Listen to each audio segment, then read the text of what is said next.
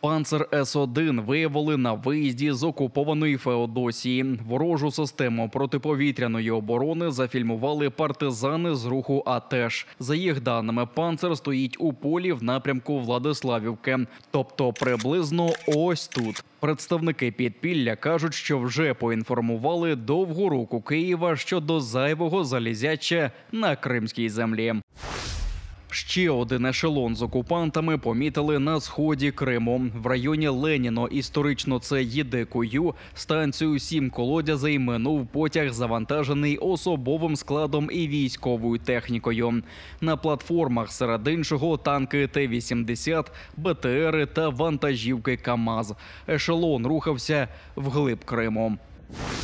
Служба безпеки України причетна до обох ударів по Керченському мосту. Це підтвердив секретар Ради нацбезпеки та оборони Олексій Данілов. Він заявив, що наші військові ставлять під сумнів недоторканність багатьох об'єктів, які росіяни вважали захищеними на 100%. За час існування Керченський міст був уражений двічі. Востаннє 17 листопада, а перед тим у жовтні минулого року. Це суттєво ускладнило перекидання техніки на Південний фронт.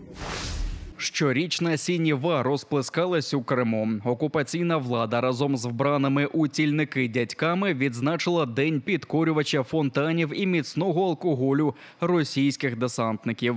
Утім, цьогоріч урочистості виявилися скромнішими. Кількадесят камуфльованих людей піднялися до комплексу Сапун-Гора у Севастополі. Ледь не кожен із цих, так би мовити, ветеранів у житті відзначився лише участю в радянському вторгненні до Афганістану. Поволали пісні під гітару, перехилили по чарці і традиційно делегували кількох школярів у беретах на покладання квітів. За останні 2 тижні в Криму не було жодного дня без прильотів і вибухів. Окупанти відповідають місцевим жителям рейдами та пояснювальними бесідами, розповів голова Меджлісу Рефат Чубаров в етері національного телемарафону. За його словами, окупаційна влада бачить, що частина жителів Криму вже втратила страх перед режимом, тому намагається взяти їх під контроль.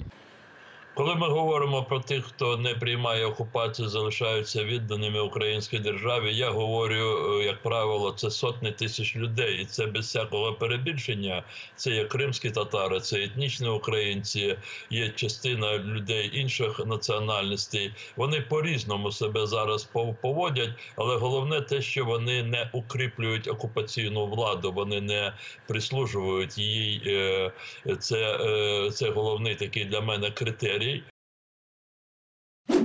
15-річну харків'янку схопили в Криму за розкидання синьо-жовтих кульок. Окупанти та кишенькові пропагандисти стверджують, що дівчина живе у Феодосії та чинить там спротив. Нібито розклеює наліпки на адміністративних будівлях і розкидає містом патріотичні листівки. Ймовірно, затримана є активісткою «Жовтої стрічки», бо раніше рух заявив про нову акцію «Лови подачу». Її суть у тому, щоб написати патріотичні слова на тенісних кульках, а потім поширити їх окупованим містом. Враховуючи активізацію російських силовиків, закликаємо зберігати пильність та пам'ятати про особисту безпеку. Від консультування партії Шарія до коригування ракетних ударів по Одесі. В СБУ повідомили про затримання Дениса Сафонова.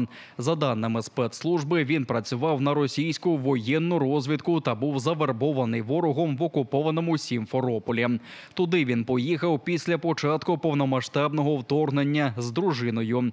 В Криму Сафонова обробляв кадровий російський розвідник Григорій Іванов.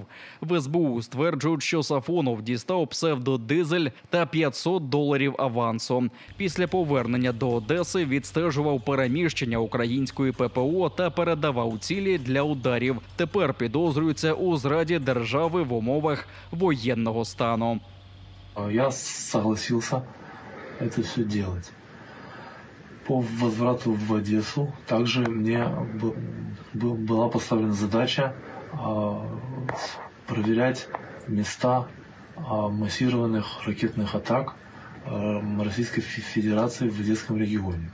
В СБУ кажуть, що встановили й дружину зрадника, яка зараз, за їх даними, мешкає у російському Санкт-Петербурзі. І також на щомісячній платні від ГРУ. Жінка адмініструє телеграм-канал, який поширює фейки про ситуацію в Одесі.